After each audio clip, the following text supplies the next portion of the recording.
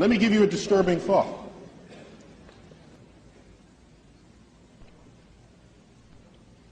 If you look at our closest genetic relative to human beings, it would be the chimpanzee.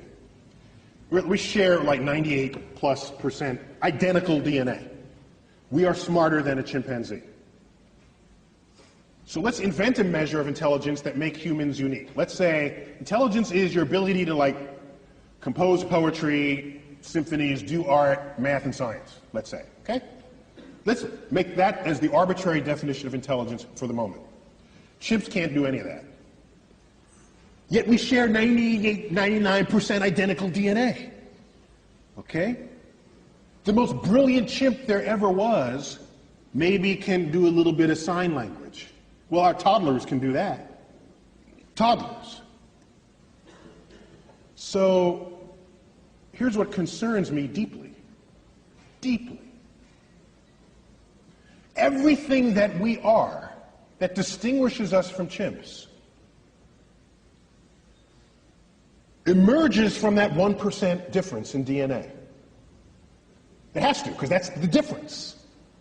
The Hubble telescope, these grand, that's in that 1%. Maybe everything that we are that is not the chimp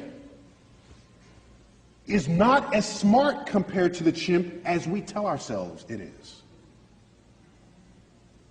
Maybe the difference between constructing and launching a Hubble telescope and a chimp combining two finger motions as sign language, maybe that difference is not all that great.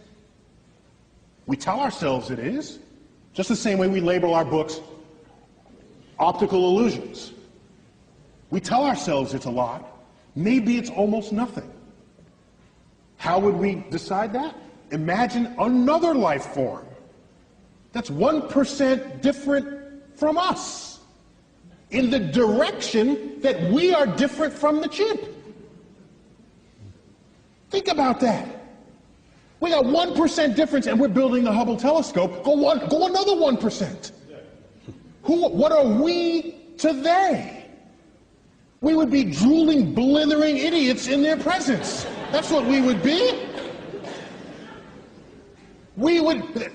They would take Stephen Hawking and roll him in front of their primate researchers and say, well, this one is like the most brilliant among them because he can do sort of astrophysics in his head. Oh, isn't that cute? Little Johnny can do that too. Oh, that's so nice.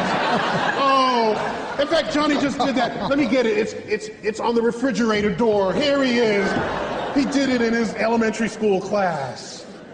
Think about how smart they would be. Quantum mechanics would be intuitive to their toddlers.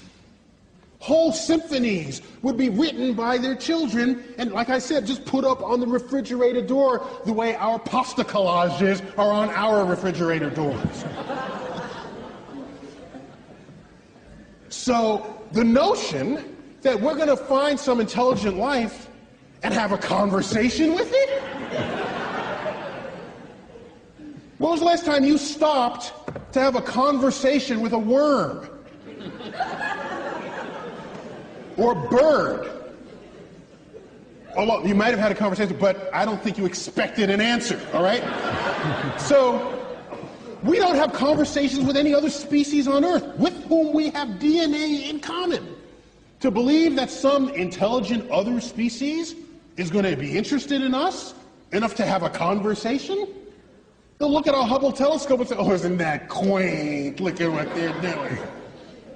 So I lay awake at nights wondering whether simply we as a species are simply too stupid to figure out the universe that we're investigating. And maybe we need some other species, 1% smarter than we are, for which string theory would be intuitive, for which all the greatest mysteries of the universe, from dark matter, dark energy, the origins of life, and all the frontiers of our thought would be something that they would just self-intuit. I'm jealous of that possibility, because I want to be around for those discoveries.